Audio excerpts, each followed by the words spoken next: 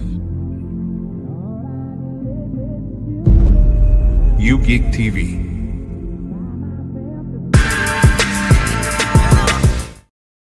Welcome back to U-GeekTV for another edition of the Unapologetic Football Show. I am your host, Jarius, the Unapologetic Geek. I am joined by my esteemed colleagues, Triple G, also known as the Gym Geek Gamer, and my boy Hoodie C, aka Chris. Man, how y'all boys doing, bro? Good to be alive. Another day. Amen to that. That's what they say. Bruh, I was just sitting here thinking, this is one of the most intriguing NFL seasons in quite some time. Like, college was going to be a given with the new playoff format and everything. That was a given. But the NFL it's been blockbuster after blockbuster. And last week was one of those special weeks. It started off with the Ravens playing against the Bengals, and that was a thriller. Bengals looked like they were set to kick the Ravens' ass. And then Lamar Jackson just basically said, nah, not me, not today. And he did his thing, and he had the huge comeback. And I'm like, okay, this is a sign of a good week. I did not expect what we got on Sunday. The Kansas City and Denver game was insane. The Lions and the Texans game was insane. The Steelers and the Commanders was a show stealer. We have a lot to get into, but we're going to approach it kind of differently. We're about halfway through the season at this point. It was week 9. And now the playoff picture is starting to take shape. It's a lot of variables, a lot of things just still in the air. But I believe Kansas City may be a couple of weeks from locking a spot with their record, I believe, considering they're undefeated. So, yeah, it's time to really take a look at things. But I want to look at it from basically a pretender and contenders standpoint. And it got me to thinking, man, the way Kansas City won, the way the Lions won, the way the Ravens won, and the way the Steelers won. What is championship pedigree? Who has it? Who doesn't? So, with that being said, let's start with who has it, man. When I'm thinking championship pedigree, I'm thinking about shit where not everything is going right, but you keep fighting, you keep playing, and normally that gives good results. It's one of those situations where honestly teams are afraid of you having the ball down the stretch. And no team exhibits that better than the Kansas City Chiefs right now. The fact that I had just accepted, okay, this is going to be their first loss. Denver pulled that first down out of their ass. They got close enough, got in field goal range. They ran the clock down. They did everything they were supposed to do. It was a masterfully coached game by Sean Payton. And, yeah, they were about to take a L. And the Chiefs' defense basically said, not today. And, oh, my God, how many times? That's one of the rarest plays to see a field goal blocked.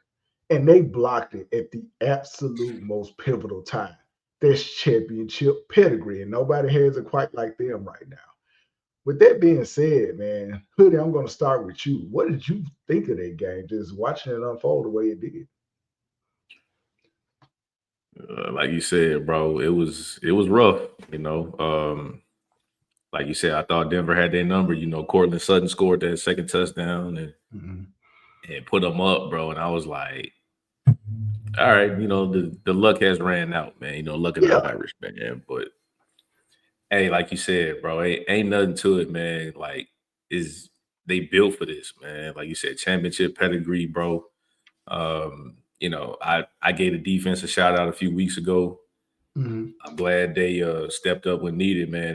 That's really like the epitome of it, man. Like, you don't always have to make a play, but when the game is on the line, will you step up and make that play? And they did, man. Like you said, it looked like Sean Payton coached the perfect game, had the perfect recipe to end the game, and Kansas City said no. So, but doesn't it you can't teach that, man. You got to have it in you. We're on some Thanos shit at this point, right? It always feels inevitable. It's like, and you damned if you do. They did the right thing and took the ball out of Pat Mahomes' hands. They did what they were supposed to do. And then the defense just decided, nah, we want to keep this streak going on a little bit. Here's the thing. At this point, if you're Kansas City, is it better to go ahead and get that loss? And that way you like, all right, we about to kick it into another gear. Or do you hope, as other teams, do you hope the pressure of going undefeated starts to sit in? Like, what do you do? Take it now. That's not a rhetorical question. You said take the loss now. Take it now, man. It's a lot harder to keep that going. Like you said, I mean, again, shout out Greg. I mean, we saw the Patriots go, what, 18-0, 17-0. They went 18. Yeah, and lost it at the last minute. So it's like the pressure that was like mounted against them in that game was like crazy. So don't even worry about having that. Like, go ahead, you know the recipe that it takes to win. Go ahead, get that out the way, let everybody reset, lock back in, and go to work. Yeah, and I'm not saying, of course, the Chiefs wouldn't fold and take a L or anything like that. It's just one of those things like psychologically. It's just better to just go ahead and get it out the way. Greg, what were your thoughts on that insane game? To be honest, I don't think they're going to lose one. And I'm going to tell you why. Mm-hmm. Even when Denver had a chance to seal it, you never saw Patrick Mahomes look like it was a wrap. Like he never had a look on his face like this is it. And that's terrifying, bro. That is absolutely terrifying. The other side of the field is like, oh, we got this. And Pat, like, y'all don't know my name. I seriously think he's going for that undefeated season with the cherry on top to get a Super Bowl. I do not see them losing it. Well, it's one of the things that will separate him from Tom. Right. It's one thing that Tom didn't do. Yeah. That's what he wants. Yeah, and I think he's getting to a point where he wants to be like, okay, Tom Brady was, but this is who I am. Like, I think he's trying to put his name at the top. Like, he don't want to keep hearing about Tom Brady and Bill Belichick. He want to hear about Pat Mahomes. And I think that's the name he wants to ring more than just them State Farm commercials. He wants you to understand, look, I really do this. Y'all saw what I did in a clutch game. And I'm going to show you, I'm going to finish out the season the same way. I really don't feel like that man sees that season with a loss. He can't. I just don't see it. Injuries not. He just don't know how a loss is. I'm just thinking he's on another level that they did not expect. They said, he's going to have a good season. They'll probably go back. But they weren't looking for him, like you said, to put on that Thanos glove, the Infinity Gauntlet, but it been snatching. And that's the thing. Pat hasn't even had a typical Pat game with the multiple, like 4 touchdowns and all that kind of stuff. He hasn't had a clean game, really. But they're finding ways to win, and that's the other part of the inevitability of it all. It's like the other shoe is going to drop. They're going to start clicking, and they're really terrifying when you get into the playoffs. Right. And you don't want them to have home field advantage. You just don't. But getting further into, you like, who has it? I want to point to another insane game. The 49ers went against the Tampa Bay Buccaneers. And the interesting thing about that was, again, the 49ers played with injuries, having issues on defense and offense all year.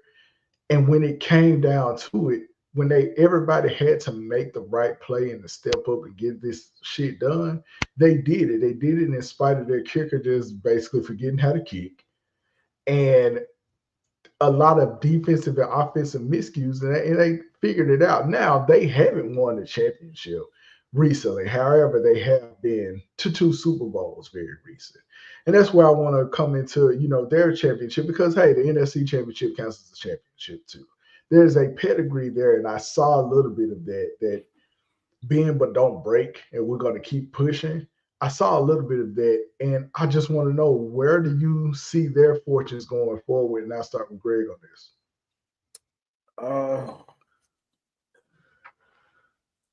I give them the fight.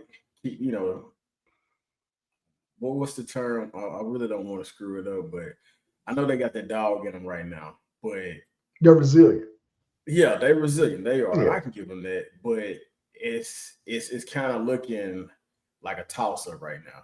Like you got a couple of powerful teams out there right now, that are all fighting like they got, like they've been struck, and now they got to find out who to swing on, and that's how everybody playing right now.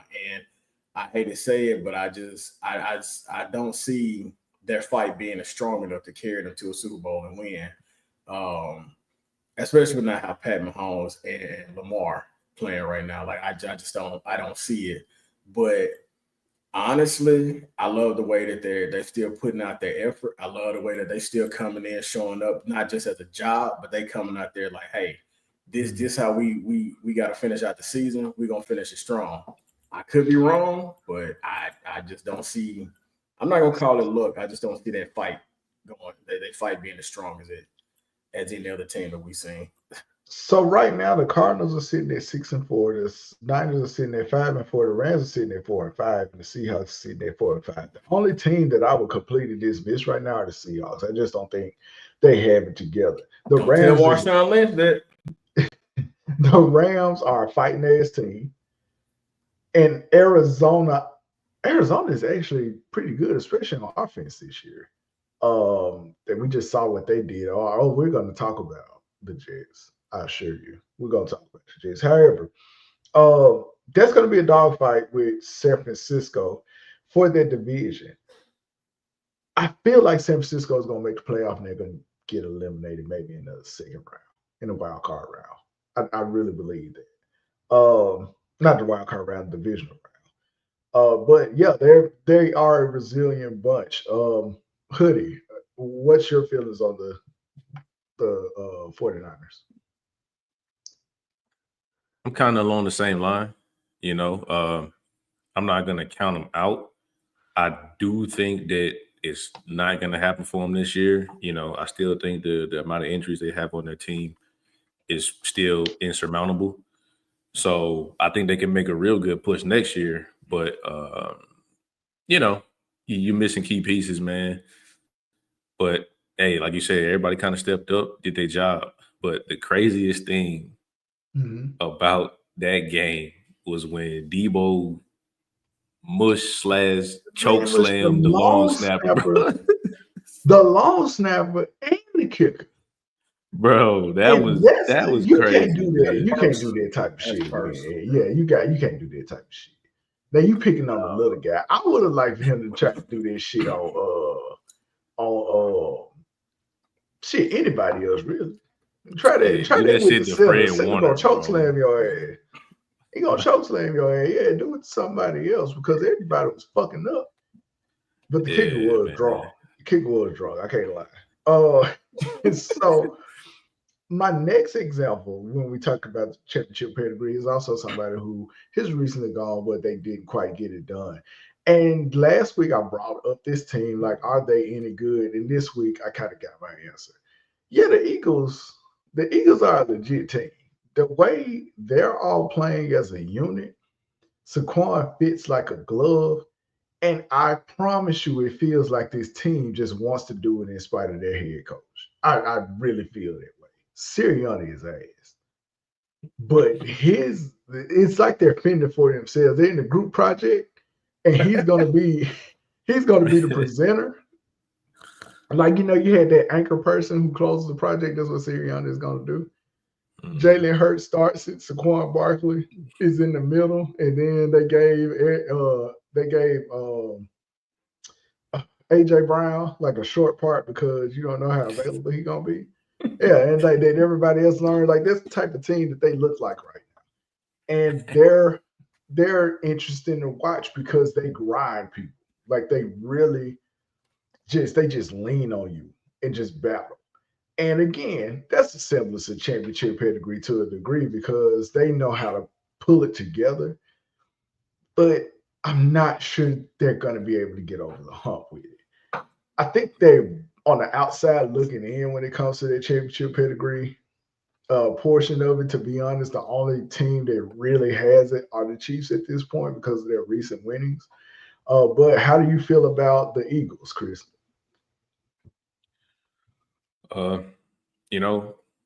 We talked about them last week, right? They still have players on that squad that were on the Super Bowl winning team. Not that many. Like I said, Brandon Graham, Lane Johnson, just to name a few. They know what it takes. And just like the Niners, I mean, they're going to fight. They're not just going to lay over, you know. I mean, that's been a moniker with Philly since ever in all sports, all aspects of life. Philly is known to be hard-nosed, and they're going to put up a fight. They're not going to lay down. So, you know, them just all adopting that, you know, the city adopting them, you know, Jalen Hurts, you know, A.J. Brown, Saquon, like you said. They're just tough, you know, and I don't see any reason why, as fiery as competitors as they are, why they would just lay down. Now they, you know, the division, you know, still up in the air between them and the Commanders, but they know what it takes to get there. So now they just got to put all the pieces together. Yeah. Will they? No, I don't think so. That's the biggest question. Like, can they go on a sustained run? And in the playoffs, it's about your coaching too. It's not about your players just showing up. And that's where their weakest link is. Why I think Sirianni's last year is this year. Like, and he can make it to the NFC Championship game at this point, and they're gonna fire his ass. They tired of him. They sick of him. Greg, how do you feel about the Eagles? I still feel like they're in kind of the same boat with the 49ers. I mean, Saquon Barkley is, like you said, he's playing phenomenal with them. I really think what it comes down to is how they use Saquon for the rest of the season. Even as a running back, he's had, as a receiver, he's had 21 catches, 158 yards with 2 total touchdowns. With some stats like that, you kind of want to open up more of your play action pass book for that. I mean, I know he's a threat. And we seen him, I don't know did his drug test come back? Did we get the results from that? Because I want to see that. I don't know. I don't understand. Negative. It seemed like he turned the clock back. He's not getting hurt or nothing no more. He just right. You know what I'm saying? I mean, he might, have an infinity gauntlet in his hand, but I don't think it's gonna be enough to stop Pat Mahomes. But I do see them still putting in the fight. Like you said, they pretty much running the game by themselves. The coaching staff is pretty much headed out the door. But I mean, they're basically playing the game like they come out with the playbook and they tell the coach, "Look, this is what we gonna play. This is what we run. Right? We running this, and we just need you to shake your head for the cameras because this is what we doing." I know you're not a basketball guy. Do you know LeBron James did that to his coach for real? Yeah. Oh yeah. That shit was crazy. What was his name? David Blatt, I believe. He called a play, and LeBron was like, "Man, throw this shit out, man. This is what we doing." That shit was hilarious. What the fuck is this dude talking about? Anyways, man. So yeah, that's who all I have in terms of basically, do they have their championship pedigree or not? Everybody else is really fighting to get in those spots, and that's what we're gonna move on to. We got a collection of teams who have something to prove. The first team I want to start off with, and you all can feel free to add anybody else that you can think of, but the biggest one, clearly, they're the Ravens, right? The Ravens had everything that you essentially needed last year to win a championship and came up short right at the threshold of making it over that hump, of getting that AFC championship. And interesting thing about that is they look better this year. We already talked about the season that Lamar is having. And the way he came back, like he just passing. He passed the ball. Like he's using his legs when he's mainly a passer now. And everything is coming together. I feel like in my heart, they have what it takes to win the championship. I feel like if they don't do it this year, it's going to break them. I do. I think at that point, you have to consider what to do with the team. And I don't know about everything up, but Derrick Henry is going to have another year on his body. And so is Lamar Jackson. So they're one team that, they're scrapping. They have something to prove. I want to truly believe this is the year they go. I do. But we gotta see it play out. We've already talked about how it really comes down to Derrick Henry and giving him the goddamn ball. Like he got some damn sense. But I just don't know, man. Like, am I wrong? Am I wrong on having reservations about the Ravens? Like, and Greg, I'll start with you, dude. Do I have this wrong? Am I looking at this wrong way? No. When you got a Mack truck that's behind you and you can run you a versatile quarterback, you can't count them out. Like I want this year to be their year. And again, I say that with a grain of salt because it's so terrifying to see how Patrick Mahomes is still making things work the way he does. But you kind of want to root for the underdog sometimes. Mm-hmm. And it's like that's one of them situations right now when it comes to the Ravens. Like I'm rooting for them, but it's kind of like I got one eye going this way and then the other eye going this way. And it's just like I'm trying to focus on them, but then Patrick Mahomes pulls something out of his glove, and I'm like, man, I don't know.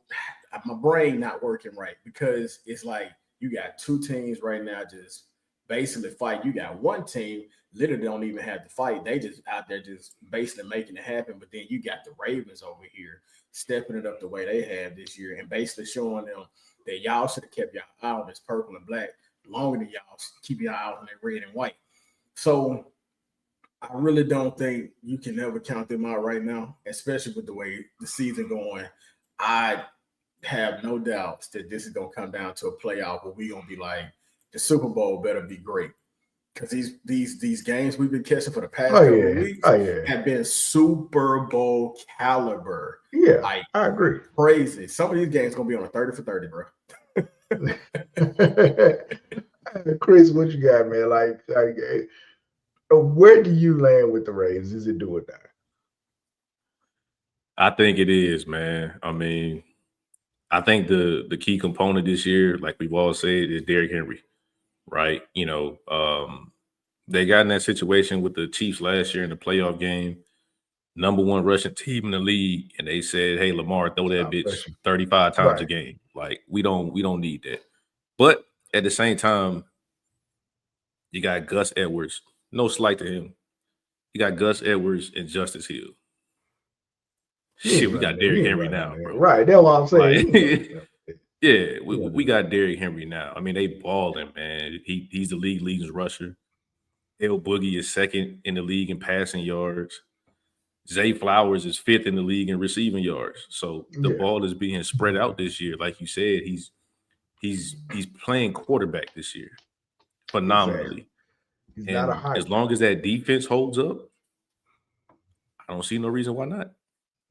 But that's the problem. The defense kind of doesn't hold up sometimes. They're going against an elite quarterback. You can't pass over him. You can't. Right. I'm interested to see where it goes. Another team that has something to prove, and honestly is becoming the favorite on this show, is the Lions. Yeah. I love this team. Yeah. I love this team. I really do. I love what they stand for. I love watching them play. They play like they have a chip on their shoulder, and it goes back to last year because they know they had their game against the Niners. They do. You can see it. You can see it in the way they play. You can see it in the way that Dan Campbell coaches. You know that this team feels like they got what it is that's needed to get over the hump. Do I know they haven't had any championships? But is there a championship culture right now? Absolutely. They act like they've been there before, and they didn't always do that. And this is in spite of Jared Goff, who we've sung the praises of, throwing 5 interceptions. That team still found a way to win. Right. That defense, when that defense said this stops, it stopped. The scoring, the positive yardage, it all stopped at the same time, much to the detriment of my fantasy team, by the way. I just want to make that clear. Lost the damn game because everybody just stopped doing what they're supposed to do. But anyways, yeah. So how do you feel? Like, are they knocking on the door? Are they about to keep that bitch in? How do we feel about the Lions? I'll start with Chris. Next to the Chiefs being undefeated, this past Sunday was the best example of championship pedigree that any team has shown this year in the league. Like you said, you're not supposed to win a game when your quarterback throws 5 interceptions. And they dropped their nuts and they said, we about to get this, bro. Like that was probably the most impressive thing I've seen completely from a team aspect. Like you said, CJ Stroud was doing his thing. That Texans defense was balling. And after them 5 picks, they just started clicking. And like you it said, was like a switch. Yeah, they hit that switch for sure. And it was impressive to watch. I mean, it's the first team to win a game despite a quarterback throwing 5 picks since Matt Ryan did it with the Falcons. Like, that's not supposed to happen, not on this level. Right. And the fact that they went out and dominated that second half, they trying to get back to it, bro. They trying to get back. I really do love watching this team play. I find myself looking forward to seeing what they have on the schedule. I feel, and it's one thing that the NFL does that the NBA doesn't quite do. They really promote their newer teams whenever they arrive. Mm-hmm. And the NFL has done a great job with the visibility of the Detroit Lions. And then, of course, they got the automatic. Their Thanksgiving game is worth a damn now. It's worth watching at this point. So, they've done a good job of really pushing the Lions. And it's something that, as a fan, I appreciate. Greg, how do you feel about the Lions and what they're doing? So, they were down 23-7. Like you said, 5 interceptions. I want to make a slight at Anthony Richardson. This is what you do when you tired. This is how you step up when you tired. Like you said, the old linemen don't come off the field like that. And they still came into that game after they were down 23-7 and said, you know what, we're not losing this. He threw them 5, but we finna show y'all we taking this. And they 8-1 right now. Mm-hmm. So if Anthony Richardson, I'm gonna keep bringing his name up. If he learned anything from that game, is, bro, when you tired, you still do. And that's what they did. They showed up, took control, took that game. They said, we're not finna let these fight. And I ain't gonna lie to you, like you said, if a team got 5 interceptions, bro, it's like a mag glitch. You don't win, you can't win that game, bro. Like, you just can't win that game. But I was watching it and I'm like, how the fuck are they still in this thing? After 5 interceptions, you think that game has to be sold up, because now you're thinking, well, we know our passing offense really not doing much. He got 5 off of us, so I mean, what more can we do? But they said, oh, that don't mean nothing. Cool, whatever. We got them 5. Now you have a team that has shown you, even when it looks like you down, you can still take over, and that's what they did. And that's a dangerous team to play against. Right, that's a dangerous team to play against. They came back and said, we're not through. Y'all can count us out. I know it was some fans probably getting up, leaving, going to their car. What game was it? I can't remember. It was a Lakers game or something like that where the fans left. And then the Lakers came back. Yeah, that was a Heat. That was a Heat. That's what it was. And the fans tried to get back in because they had came back. I want to say that was kind of a situation. They were watching that game and like, man, they finna lose this. We finna be 8-2. And boom, they said, we got y'all. Don't worry about it. They put the team on their back. Anthony Richardson, if you ever watch this podcast, son, please remember this game. When you're tired, you do. That final kick, though, being by the skin of his teeth, like, that was crazy. And what a dramatic way to end a dramatic-ass Sunday in the NFL. That was insane, man. That was one of my that may have been my favorite game to watch this weekend outside of this week outside of the Baltimore and Cincinnati game, which was, again, a pure spectacle. It's crazy because you had the Kansas City Chiefs come down to a play like that. Then they came down to a play like that, which is wild because it was like one team showed another, this is how you clutch it. Right. I kind of figured it. Like, one team showed another, I'm sorry for y'all loss, but we taking this. Yeah. And so on the flip side, on the other side of the field, man, the Texans have an issue with injuries and with closing, from what I see. I don't think they have it. I'm just going to be honest. I don't think they have it yet. But they have a hell of a leader. They have an adult at quarterback. And it's going to get you a long way. You have a good coach, too.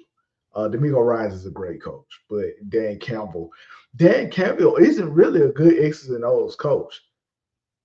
And strategically, he's better this year than he was last year. He a hell of a motivator, though, and he's gonna make you play for him. That's the key thing. And yeah, that's essentially what showed up. The last one we have, last two, we're gonna do these two together. Pause.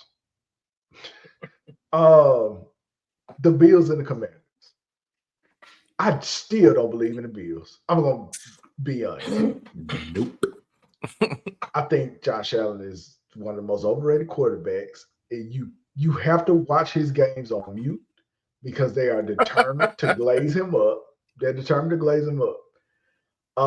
And on the other side of that, the Commanders lost to the Steelers, who we're also going to talk about. The Commanders lost to the Steelers, and they looked impressive in a loss as you can look. That young team really has something special cooking up. We just need Jaden Daniels to stay healthy, essentially, and we're going to get to see what RG3 probably could have been in that regard. Mm-hmm. But the way he stood in the ring and went toe to toe with one of the greatest franchises of all time, and didn't pull his punch, played his game, made the Steelers and Mike Tomlin sweat, and then on the other side of that, goddamn Russell Wilson, back from the fucking dead, pulls off a win. I give you all the opportunity to really just skate through those three teams: the Bills, the Commanders, and the Steelers. I'll start with you, Chris. Well, shit, we must be synced, telepathically, bro. Because I've always been saying that about Josh Allen, man. Yeah, he's talented, but to say he's the second best quarterback in the league, people be tripping. And they've never had the pieces that they need. They got close that one time when Pat beat them with 17 seconds, which was crazy. But they've never had a complete defense. They can't stop the run in the playoffs.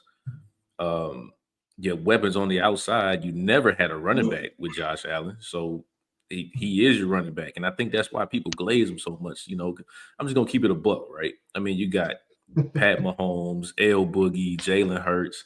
All these brothers coming out, and they see one dude who just so happens to be fairer skinned, who can do what they can do, and he's the greatest thing since sliced bread, man.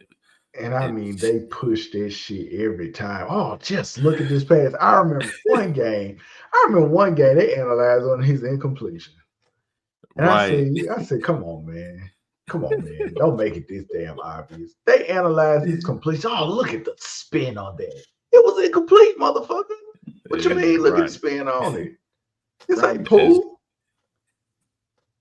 Look at the backspin. Look at the English. What are we looking at that for? This is football. Greg, yeah. What? Oh no, Chris. Yeah. So you talked about the Bills. Commanders. Okay, that's the Bills. Yeah. Commanders. I mean, like you said, it's an impressive young team, but they have vets in the areas that you need them in. Right, Terry McLaurin has been one of my favorite receivers since he came out of Ohio State. Who we know we ain't got no love for, but I love watching. Yeah, I love watching Terry McLaurin's game, man. He's complete receiver. He can do everything. That defense has been building up for years now. D-line, the secondary is building back up now, getting Marshawn Lattimore from the Saints. So they have pieces. And the one thing that I think, people might be talking about it, but I haven't heard anybody say it. Jaden Daniels is a rookie, but he's one of those guys who got the benefit from the COVID year, and he spent 5-6 years in college. So he's not your typical 22-year-old rookie. He's 24, 25 coming into the league. So he's seen West Coast ball starting at Arizona State. Then he went down to LSU. Like, he's seen offenses and defenses galore. Like, he's more mature than your typical rookie quarterback. And you see, and I think that's helped him. Yeah, I think that's helped him a lot. His mom helping him out, helping a lot of people out. Jesus. He's fun to watch, man. I love watching him play the game. That Washington team is going to be scary for sure. Pittsburgh,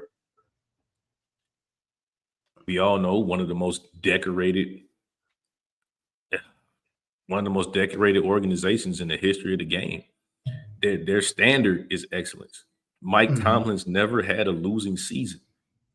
Like, we got to think about that. Like, even if they don't make it all the way, they know how to win games.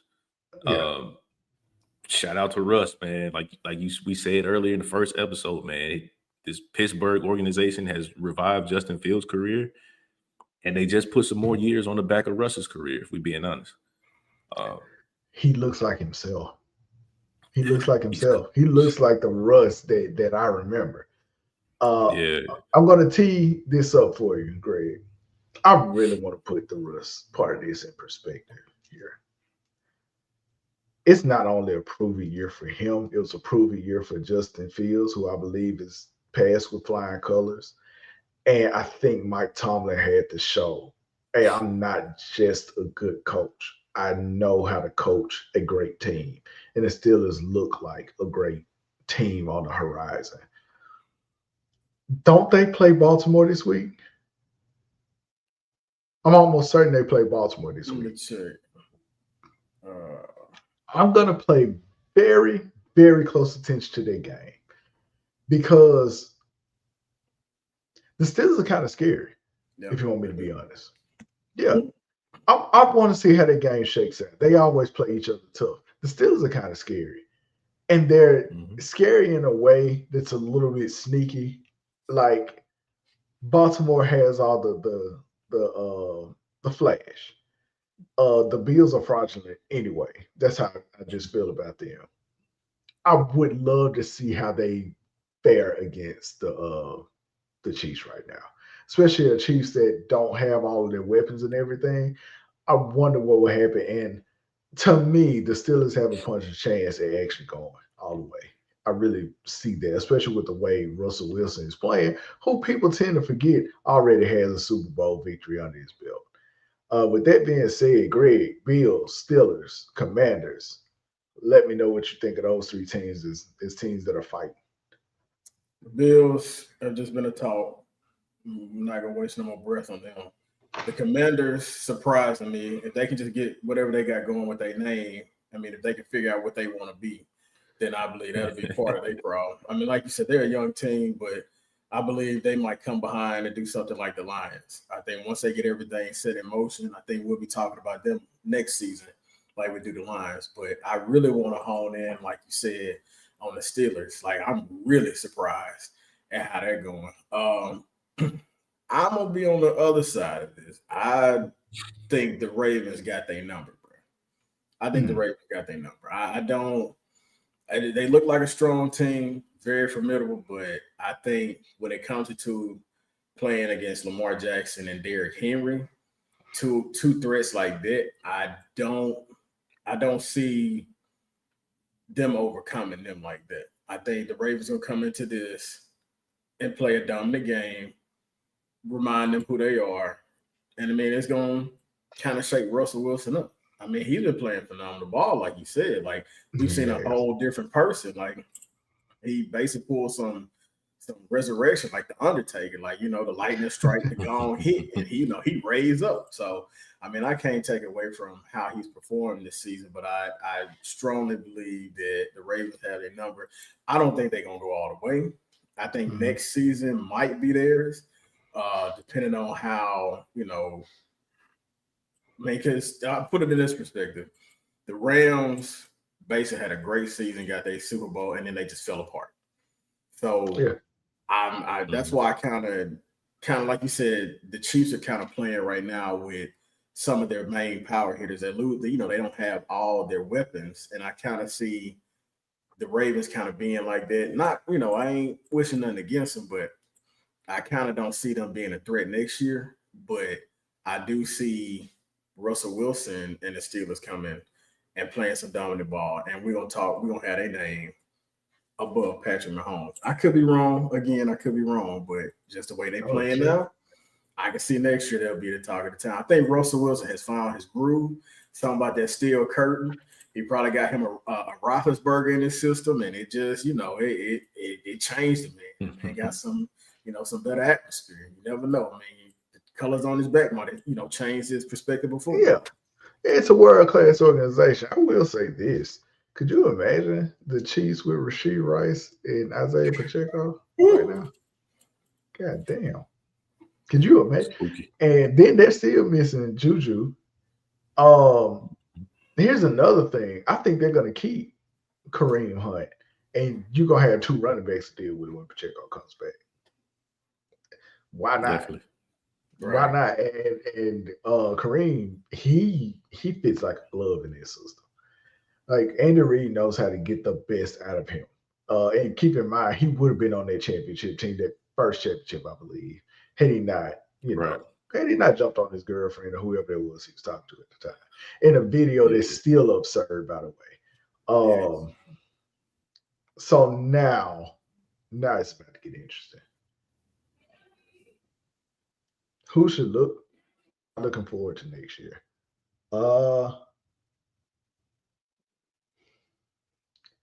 The Cowboys are putting on one of the worst seasons I've seen in quite some time. And I'm not saying record. They just look pathetic when they hit the field. They do. They look out of place. They look like they do not want to play. McCarthy is done. They're gonna let him stay until his contract runs out. Mm-hmm. He's not renewing it. But when I tell you this is a franchise that is in complete and utter disarray, you got Michael Parsons saying, "Hey, it's unfortunate when you're talking about Mike McCarthy losing his job." He said, "I don't have much to say about Mike. My thing is, basically the coaches on the staff that do more than him are going to be without jobs when he gets fired." That's essentially what, if you read between the lines, that's what Michael Parsons said. He said this to the media. Ain't no God forbid he get on his own podcast and start talking like that. So you had that. Then you got Jerry Jones, and this is the part I really wanted to, when we were texting about it, this is where I really wanted to get into. You got the Jerry Jones side. Jerry Jones is just snapping at everybody. And then they talked about, I believe CeeDee Lamb dropped the ball or missed the pass because the sun was shining through the goddamn stadium and he couldn't see the ball. And somebody asked him, what are they going to do about that? To which Jerry replies, like, well, what do you think we should do? And the guy was like, put curtains up. And Jerry Jones said, well, we should tear the whole goddamn stadium down. Jerry Jones is losing. He is losing it. And I'm gonna tell you what his issue is. It's getting to the point where Jerry isn't even remembered for the championships anymore. 3 championships. Nobody talks about. You know what they do talk about? I'm gonna give y'all both a guess each at what they do talk about. Chris, I'm gonna ask you first. Let's see.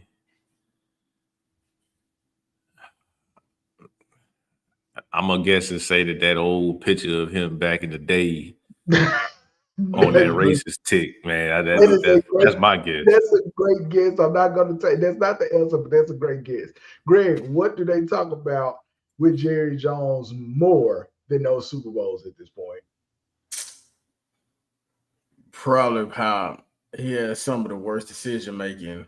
I almost said somebody's name. We're not gonna get political, but he has the worst decision making mentality than somebody that we all know.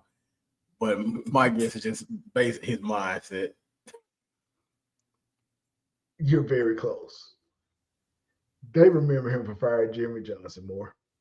That's what they're starting to remember him for more. And that haunts Jerry Jones. When Jimmy Johnson made it to the Hall of Fame, you remember Jerry was doing all that talking about Jimmy. And basically, that Barry Switzer sat down with him and said, yeah, I'll coach this the last championship team they had, but I want to know how you all fucked this up. Jerry thought he could do this without Jimmy. And he has since been chasing that to prove that he could do it. And he can't. He can't. He's getting in his own way. He's put together some good teams. And to say his track record as a GM is not bad. But he's in his own way, and the pressure is on. And God, look, man, I'm not here to talk about people, and I'm not ageist or anything like that. But Jerry is old, and he got more days too traditional behind him than in front of him. And now it's like, am I gonna see another Super Bowl at this point? And this team is coming unglued, and you just paid your quarterback, and you just paid your receiver. And you got Michael Parsons, who, yeah, he is a tradable asset, but you afraid that he's going to go somewhere else and turn into fucking Ray Lewis. And he doesn't know what else to do. This is a team now, Jerry's legacy is on the line in a way that I didn't think would happen at this point in his life and in his career as the owner of the Cowboys. They need to look forward to next year. But I'll ask you the tough question. I've gotten myself off scot-free with this one. Here's the tough question, Chris. What do they do next year?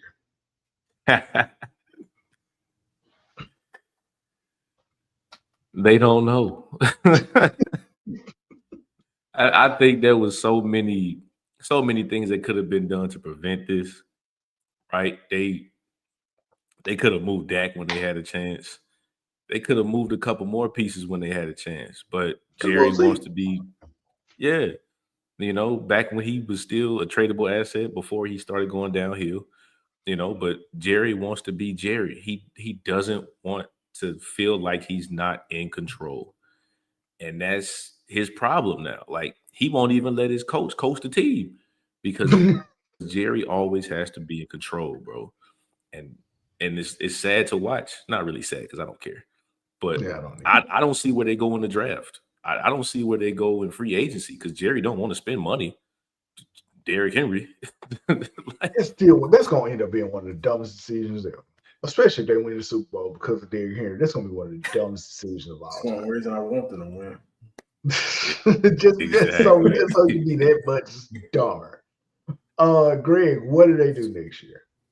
They go home. They go home, they look themselves in the face and tell themselves that this Super Bowl run is completely over with. There's just nothing else. I think they got, what is the curse in baseball? The curse of the Great Gambino. What is it? I can't remember what I think it was the you talking about the Great Gambino on the Boston Red Sox. Boston. And I think it took how many years did it take the Red Sox? Almost 100? Yeah. Yeah, I think they running with that curse. Yeah, I think they running with that curse now because how they did Jimmy. But something that I know a lot of people may disagree about, and this could be just because I'm a Bama fan, but I don't believe they should have let go of Amari Cooper. I don't believe they should have let him go. With CeeDee Lamb, man, that would have been a great addition to them right now. But I really don't see what their strategy is right now on how to fix this. They just need to sit down and it's kind of like, can we put them on the JV squad? Is it a JV squad for the NFL? Well, NFL Europe is gone. So, I mean, they can't do that. NFL in a minute. Yeah, they ain't got the G League. So, I mean, you can't send them there. But I believe the Cowboys should go home, brother. Like, it's a wrap for them, man. It ain't nothing else they can do. I mean, even looking forward to next year, they're gonna have there's a lot of struggle with that. And I don't even know, to be honest, I know we kind of rank on him a lot, but is Dak's head really into this anymore? Is he becoming one of those quarterbacks that are kind of like, I need a new environment? Like, this just ain't doing it for me. And then he gets traded and they decide to trade him, and then he turns into Russell Wilson. Like, that's what I'm starting to really to think about. Is Dak's heart really into the Cowboys anymore? Hey, that's a fair point. Here's the other thing. Honestly, I'm starting to hear a lot about the Deion Sanders and Shedeur Sanders possibly going to the Cowboys. And I do not think that that's something that's going to happen, especially the Shedeur. I mean, they just got to tank and trade away everything in ways that they haven't done before. Dion, I can kind of see more so doing it, but he's already said he doesn't want to coach in the NFL. So that's a pipe dream at this point. You know what else is a pipe dream? Aaron Rodgers leading your team to the Super Bowl. That's a pipe dream at this point. We can all agree on that. The Jets. Told you so. I told you so. I said it weeks ago. That I mean, this team, you know what I feel about Aaron Rodgers and Devontae Adams at this point. The phrase "shut up and dribble" comes to mind. And it's all that talking and I know what to do with a team more than the GMs and all this kind of stuff. And just get me the ball. Devontae, you are 0-2 with choosing where the fuck to go and who you want to throw the ball to. Just stop. Just stop. You should have been asking for a trade to the Bills or the Ravens or somebody else if you were going to stay in the AFC in the first place. It's done. But to get on Aaron Rodgers, who acted like he did not want to play football this year, missing camps and doing all this other shit, who acted like he wanted to get in politics, who at one point was in discussions of being the vice president running, or the running mate rather, for one of the Kennedys who wanted to run for office. Like he had everything going on outside of football. And at the same time, the Jets organization, who completely deserved this, were allowing this man to have an influence on their decisions. Aaron Rodgers hadn't won the championship since 2010. 14 years ago. He hasn't won the championship in 20. Why are you listening to him? Why? What is there to gain for somebody who probably does think the earth is flat, who lied about being immunized, who did all of these things, who really thinks he's the smartest man in the room, and he really don't know what the fuck he's talking about, and honestly wants to be Brett Favre? Because I wouldn't be surprised if he, at the end of this season, once he's a free agent again or whatever, I don't think he will be a free agent now that I think about it, but I wouldn't be surprised he ended up on the Vikings just so he can finish the cosplaying as Brett Favre at this point. I wouldn't be surprised, man. Like, I don't get it. And I never really, I'm sorry, y'all, I never really got it with him. His spin and his passer rating, which has been a thing more for him than anybody else, even though I felt like Drew Brees was a better passer than he was. It's always been a thing. Look at his passer rate. Look at all of this. They talked about the fact that he could scramble. Well, he didn't do it when he needed to do it against the Buccaneers. I remember that shit.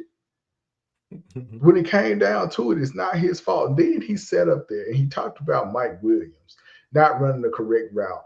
Mike Williams get traded to the Steelers and catches the game-winning football. And that's the difference between a world-class organization and an organization who believes in player empowerment in a setting where there are 50-something other people on the team.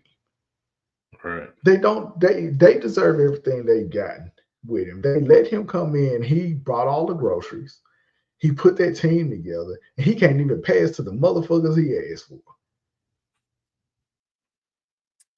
I'm sorry, Greg. How do you feel about the Jets? I mean, not to tone down your fire over there. I want, but I do. I wholeheartedly agree. He's trying to be a great value Tom Brady, and it just ain't working in that aspect. I think in his mind, and we don't know where his mind is because it's not on earth. I think in his mind, he still has potential.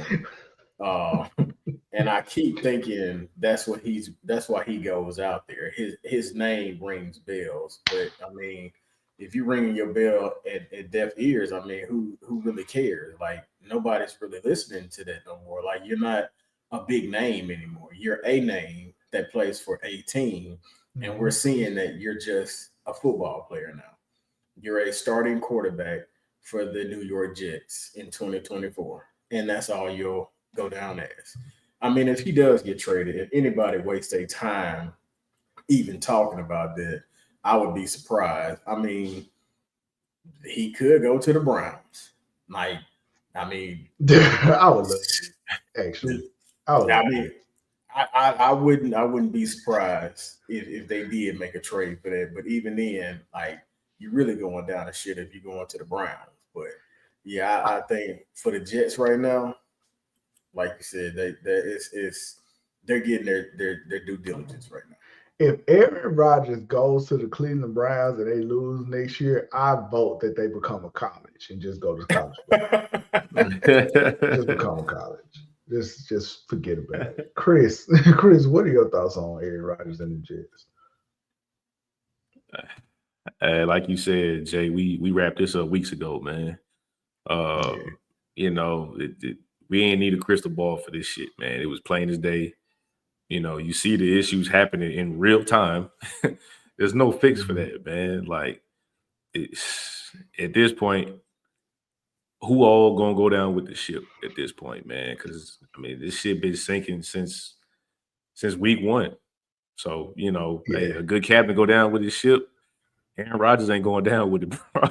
If I'm Robert Saleh, and you look at how that defense is without him, Robert Saleh's going to get the job pretty easily. I think he's going to get the job pretty easily because that's the one thing Aaron helped him do by not letting him go the whole year. You see the value in them, and they're done. Honestly, I'm not sure that we're going to talk about Aaron Rodgers again for the next couple of weeks. I think I'm done with him at this point, man. It's nothing else really to say. So I may take him off. Of the schedule.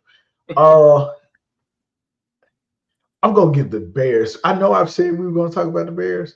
I'm gonna give the Bears one more week. It's one more thing I'm trying to see with them. And then we'll have a discussion. So we're gonna move on to college football. With that being said, new rankings came out after a lot of bullshit happened over the goddamn weekend. College football Saturday was a nightmare for me because my Miami Heat just decided to shit the bed against Georgia Tech, who was looking like they were playing the wishbone offense the entire time. And that's what I get for talking about Army and Navy. That's what I get. And that's, you know what? It's okay. New rankings are in. Oregon number 1, Ohio State number 2, Texas 3, Penn State 4, Indiana jumps up to 5. Very impressive. BYU is 6, Tennessee is 7, Notre Dame is 8. They're going to get in and get eliminated pretty quickly. Miami is 9, even though we honestly, I'm not sure we even deserve that. Alabama is 10, Ole Miss is 11, and Georgia rounds it out at 12 after taking a big L to number 11, Ole Miss. These rankings, do they have this right?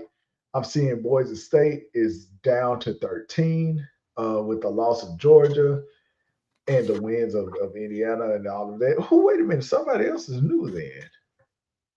Because Boise was in last week. Who entered? Oh, it looks like Ole Miss entered. Okay, Ole Miss is the one that disrupted everything. Right. On the bubble, Boise State, SMU, Texas A&M, Kansas State, and Colorado, which we're going to take some time to talk about them. Let's start with Ole Miss, Ole Piss, and Georgia. And there was somebody who was very conflicted on how the fuck to feel about the result of that game. Greg. Man. Holla at your boy. Holla at us, man. It was one of them things where it got back to another game where I didn't know who to root for. But it was like every time Ole Miss did something successful, I was happy that Georgia was that close to losing. But then that means I was rooting for Ole Miss. Man, the game was amazing. Let's just say that. It was amazing because Georgia got another loss, and I walked into the gym with my chest poked to the sky because that Georgia fan, he didn't show up. But I'm gonna call him. I'm gonna call him and let him know how I feel. Hey, get him on the phone, man. But to see Georgia lose again to Ole Miss, which still surprised me because I think we counted Ole Miss out. I think we weren't even looking Ole Miss way. We counted them out because of racism. Well, that too, strongly because of that. But for them to stomp the Dogs the way they did, man, it was music to my ears. But I had to sleep knowing that Ole Miss won. I wish they just called the game because of rain or the lights went out like the Ravens game that time. Like none of that couldn't happen. Like, no, but I'm actually just happy to see that Georgia not top 5 anymore, to be honest. Chris, what were your thoughts on the game? It was multiple factors, bro. The rain did kind of suck, but Ole Miss had to deal with it too. Some interesting facts that I seen watching the game. Georgia leads the FBS in drop passes. Wow, insane. I know Carson Beck is been playing mid, but we also said it last week. He's got no help. You miss Ladd McConkey, you miss Brock Bowers, you miss Ra Thomas, who got suspended before the season started because of his domestic dispute.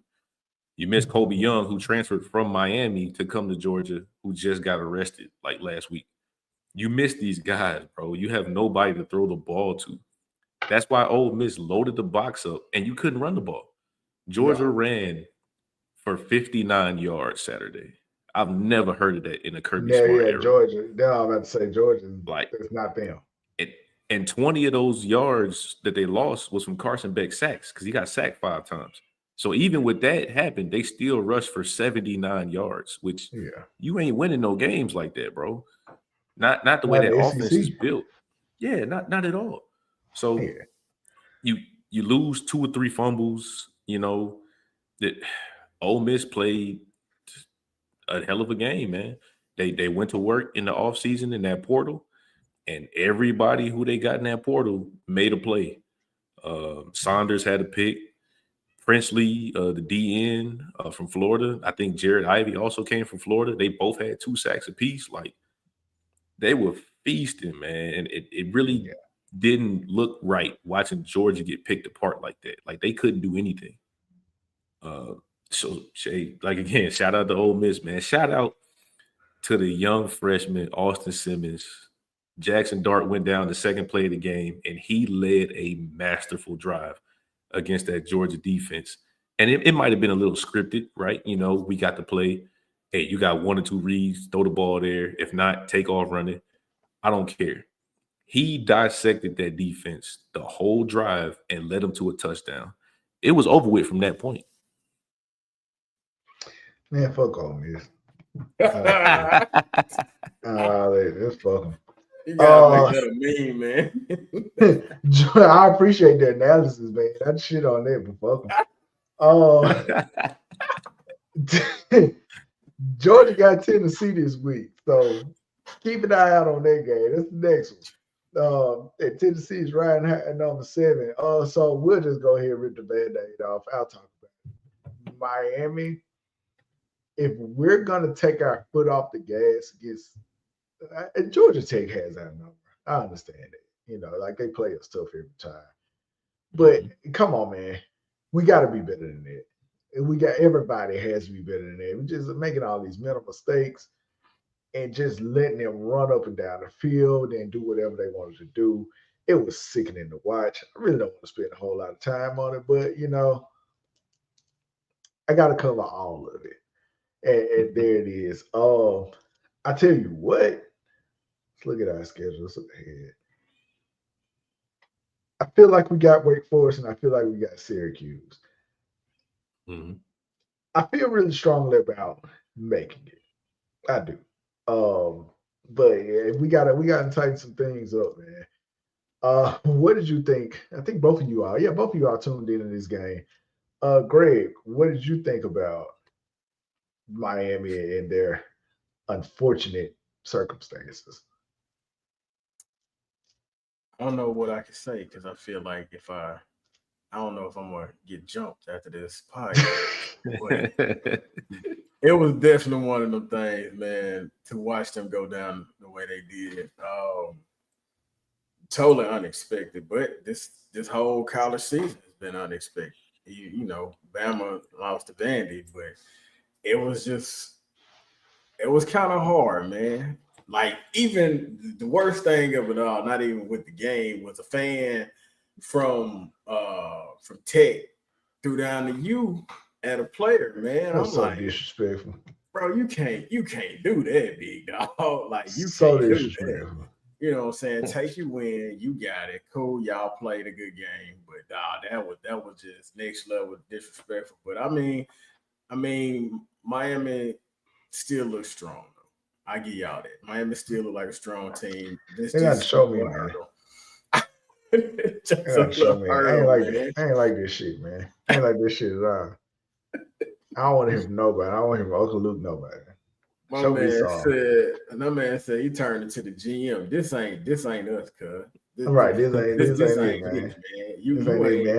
How much money? We need to go buy some players, man. Do it how we used to do it. Let's go buy some players. Give us some change. Give us some turnover change and some holes, man. That's what we need to do. We got to get back to real Miami football. You know, the Havana Nights. We got to get back to that. Hoodie, man. What did you think about Miami's loss? I mean, like you said, bro, like Georgia Tech just got Mario Cristobal's number, man. The goofy shit he did last year against Tech was crazy. And then this year, bro, like, I mean, that's been like the Achilles heel for y'all all season long. The defense kind of be shaky sometimes, but sometimes the offense takes too long to get that shit rolling. Right. And it's hard to come back on the team who runs the ball and drains the clock the way Georgia Tech did. They outrushed y'all 275 to 88. Like, it's hard to win that, bro. Like, yeah, it's hard to win like that, bro. When you can't stop the run and get the other team off the field, and then your offense sputters and it tries to flip that switch on late, you don't have enough clock for that. And I love Cam Ward, right? He's tremendous, but he's guilty of what I ripped Shedeur Sanders for early in the year. Sometimes he holds onto the ball too long, trying to make that big play. Throw it away, bro. Vick. Stop it. Check it down or something, bro. Like, there was about 3 or 4 sacks where he was in the pocket like 8-9 seconds. Like, you don't have that kind of time, bro. And of course, the game losing fumble, like, that summed it up, man. Like, you had to check down. You could throw the ball out of bounds. It's second down. You got 2 downs to try to move the chains, bro. Live to fight another day, but trying to make the big play, man. It bit y'all in the ass that game. So that offense got to get started a lot earlier, and defense got to get off the field, man. Plain and simple. We did exactly what I thought we was gonna do. We got the goddamn number 4 ranking, and we went out there and proved that we didn't need a fucking number 4 ranking. We did exactly what we were supposed to do. Here's the thing. I think we'll bounce back, or I'm hoping that we will, but we're gonna find out. If we lose the way forward, I'm hanging it up. It's over with. It's done. There's no point to continue with this. So, as we get ready to wrap up our college football coverage, you know who I'm about to talk about. I brought them up.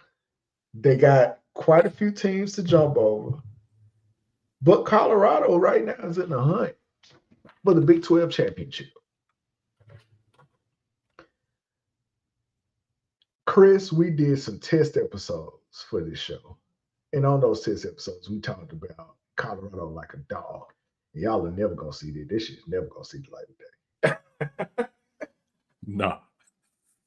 I must give credit where it's due. They turned their program around. Warren Sapp's job that he has done with the D-line is impeccable. It really is. Shout out to Warren Sapp. Now, you still can't put a microphone in front of his face. Don't get it twisted. You cannot put a microphone in front of that man's face. But he is a hell of a coach. I'm going to give him props on that. Looking at the schedule, looking ahead at what Colorado has, and honestly, the Big 12 is down mainly because of the lack of Oklahoma and Texas. Just being honest. They have Utah, who is pissed off.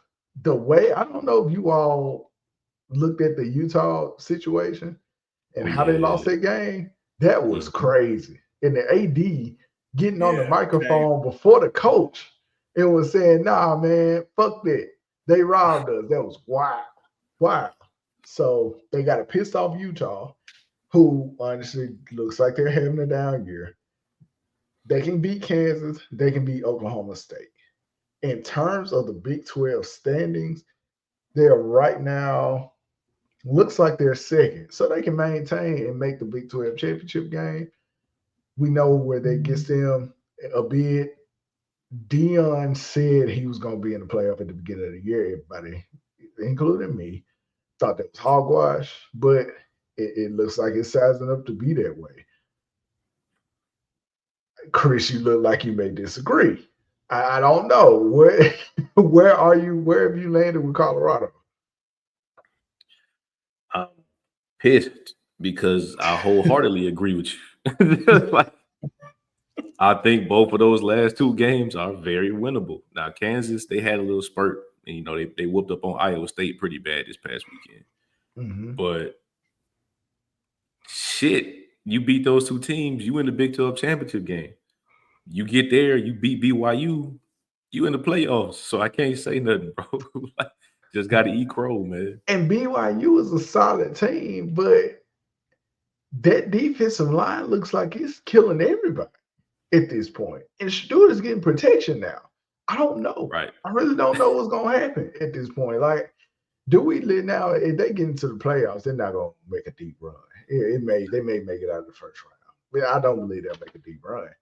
But it stands to reason. The conference is weak enough. They're strong enough. They really could get in. I thought it was funny, but it's not funny no more. I'm not laughing anymore. It's not fun. Greg, where are you with Colorado? Man, I still don't believe in them. I ain't even finna sit here and cap like that. I don't care how good their season is, bro. I don't believe in them. He doing exactly what he did at D. Jackson State. You win the games you're supposed to win. And that's what he doing. But I ain't giving them absolutely diddly shit. Not at all. Like, you 7-2, big whoop. Congratulations. Welcome to the top 25. But I want somebody to beat them so bad in these last three games, and I can't even pull myself to say it's going to happen. They're about to blow Utah out because Utah too emotional. I'm about to tell you right now, they about to blow you. They about to blow Utah up. Oklahoma State has the best job of kind of being sneaky with them, but they're going to lose too. And Kansas don't even have a real football team. So honestly, they should have an automatic bye at this point to go to the Big 12 championship. And they're going to go to it. And we're going to see what happens at that point. But yeah. It also begs the question of whether he'll leave or not. And he like to leave on a high note. But we'll see when it comes to Dion. So that's college football. And you know what's funny? I never put up the college football thing. You all need to say anything to me. Ain't there some shit? You was in the heat when it came to Miami. So I ain't want to stick my hand in the furnace. So I was. It's all good, man. So here's a surprise that I have for you all. Now, we are a football podcast, but we don't mind dabbling and getting outside of that element sometimes. And there's another sporting event coming up this week, and I want your thoughts on it. And I know both of you are very much aware of it. Mike Tyson, please do it. Please. I'm glad you brought this up. Please. Look, I'm glad he leaving racial tensions out of it because Nate Robinson embarrassed us that she ain't got knocked the fuck out. So I'm glad that's out. That's all out. I've seen so many black men talk shit with Jake Paul, who has a hell of a hook, and keep falling to this man. He's a professional fighter, and he is cherry picking people that he really think can win. Right. And I'm hoping, and when I first heard about this fight, I'm intrigued. I still look at it. I've seen like the training videos of Mike Tyson where he's showing that he's still in a good bit of shape at almost, I think he is 60 at this point, years old.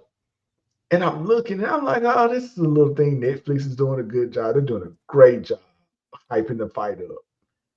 And the purpose of this is Netflix wants to prove to the NFL that they can handle a live stream game. By the or live stream sporting event. And I wish the best to Netflix. Netflix is also getting WWE Raw at the beginning of January. That's going to be exciting. So Netflix is really stepping into the realm of sports entertainment and sports. And I believe they do have an NFL game in January or during the holidays. They do have one. So that's how we got here. If anybody's wondering why the fuck boxing is on Netflix. So I haven't really paid attention to this. I was interested when it was going to be in July, but now I'm looking at it like, okay, whatever. And then the videos are coming out from the show hyping it up. And the first one that comes to mind, I don't know if you all have seen it. Jake Paul is talking about how he's grateful for the opportunity to fight against Mike Tyson, all this kind of stuff. Mike Tyson just sitting on the couch watching. And he says he's manufactured. YouTube made him. The media made him. Everybody just told him he's this thing. He's a manufactured killer. I'm a natural born killer. That one got my attention. I said, oh, wait a minute. This is not an exhibition. This ain't an exhibition. He talking like it's a real fight. Okay. Give me just a moment. Okay, just stay with me a little bit long. So then I see an interview that I missed with Roy Jones Jr. They asked Roy Jones Jr. about the fight. Roy Jones said, I got in there thinking it was going to be an exhibition. And Mike Tyson hit me for real. And for the rest of the fight, I was trying to catch my breath from the first time he hit me.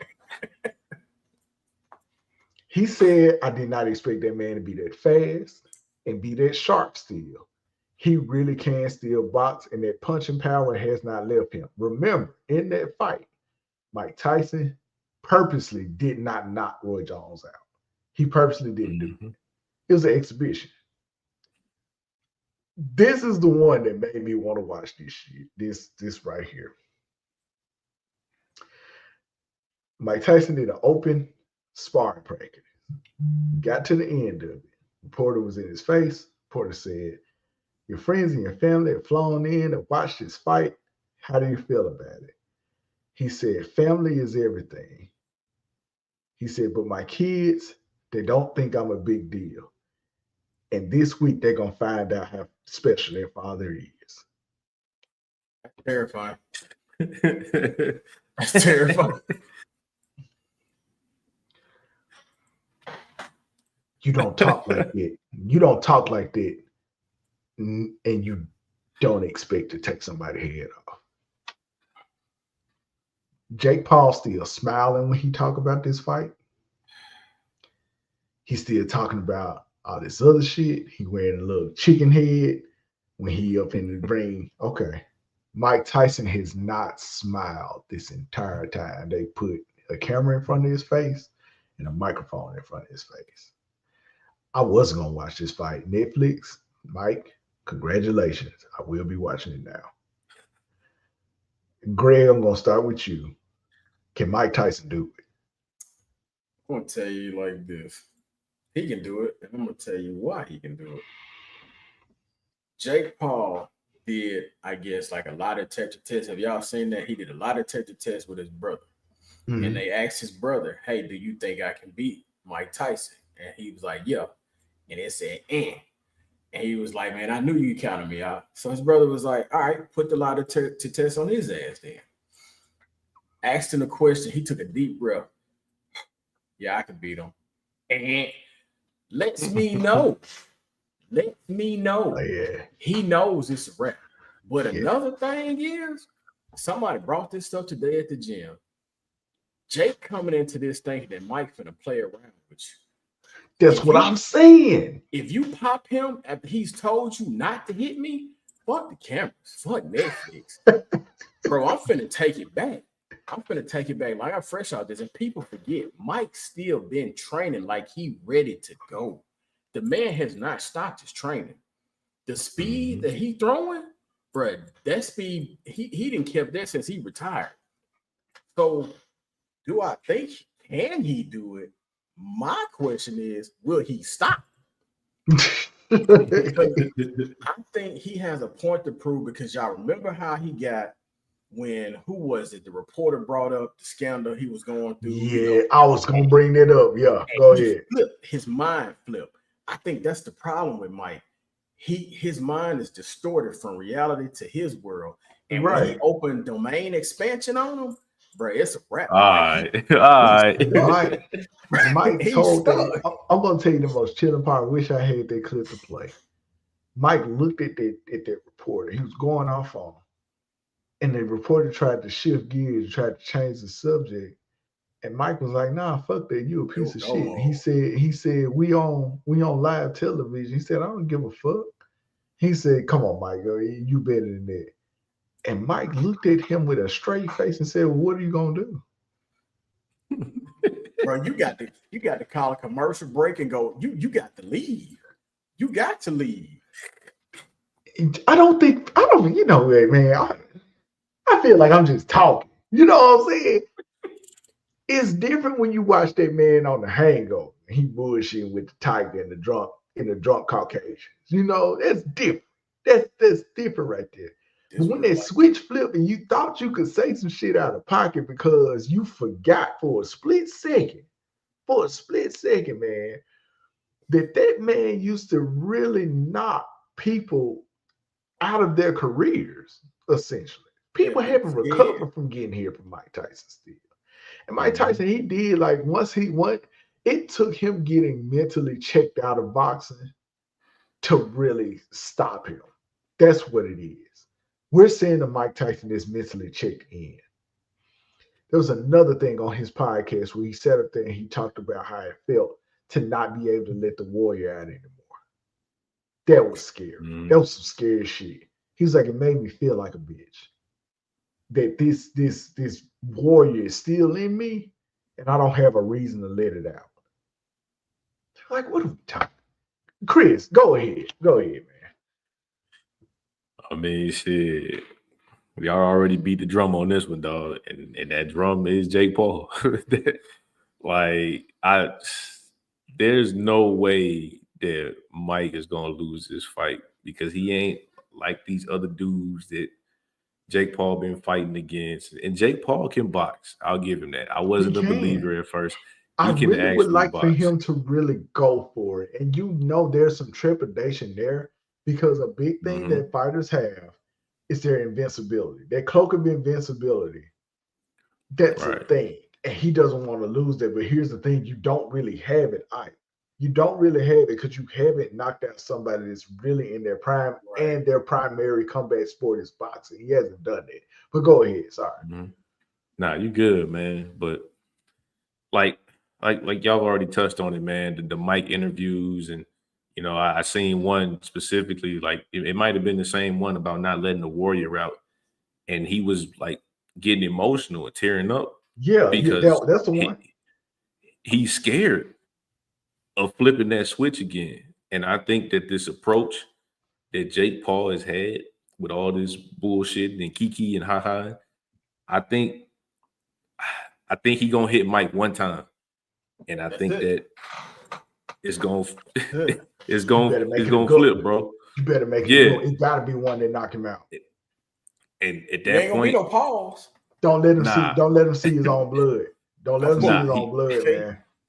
Yeah, he gonna go in, and like Greg said, I don't know if he gonna stop, and that's the point that like gets me going, because like you said, when he fought Roy Jones, he had to hold him up to keep him from dropping because he didn't want to knock him out. He ain't gonna hold Jacob. He gonna keep throwing him. Roy Jones said, "I thought this was an exhibition, man. First hit, he let me know. Oh no, you fighting for real." And that's the difference between Mike and some of these other greats. You know, they can probably chill. Hey, yeah, it's exhibition. It's for the fans. Mike ain't got that, bro. Mike has never had that. And he's gotten calmer in his older age. But it's something about like being registered as a deadly weapon that you can't never get rid of. And that's the part that's going to kick in. As soon as Jake hit him, he here with it. And he got old man strength on top of still Oh my training. God! On top of that, the impression is accumulated in his fist. I'm This is gonna serious. tune in too, bro. I'm gonna tune in too. Yeah, it's a serious situation. Go ahead, Greg. Two things I don't think Jake understands that Mike remembers.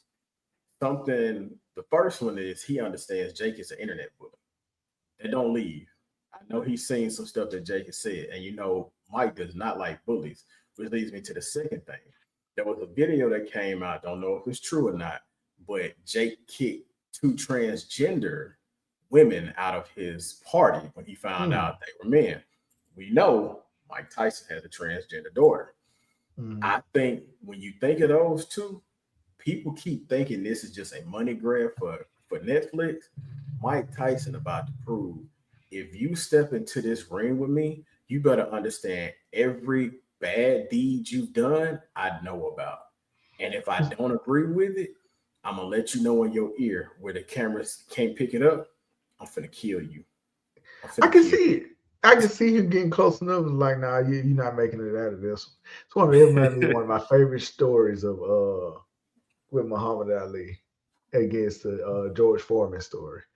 And George is hitting him, and he was like, he's just going the whole fight, just punishing Ali. And if you go back and look at those scorecards, Ali was losing that fight decisively. And he finally hits him one last time.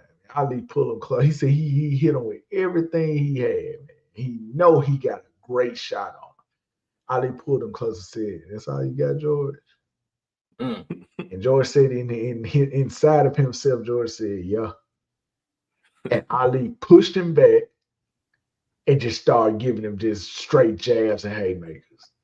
And Foreman just hit the floor. It wasn't nothing. He got outsmarted. I think that's one of the coldest Muhammad Ali stories out of all of them. That's one of the coldest ones to me. And I believe, and Mike got some cold ass stories. Mike used to come to the damn ring, damn near drunk, and was still knocking people out. He got some cold ass stories. I think this fight right here, he knows is his last one. I think he took it not because he needed the money. Right. He don't need the clout or anything like that. The first time I really understood his motivation was that quote I said about his kid. He was like, not enough people remember who I am. And I think that's where we get in here. So with that being said, it's time to get up out of here, man. It's been real. Another week down. We got a lot more games to go, a lot more football to talk about. And man, I enjoy doing this, man. It's a great source of therapy, if you will. You know what I'm saying? So it's always fun.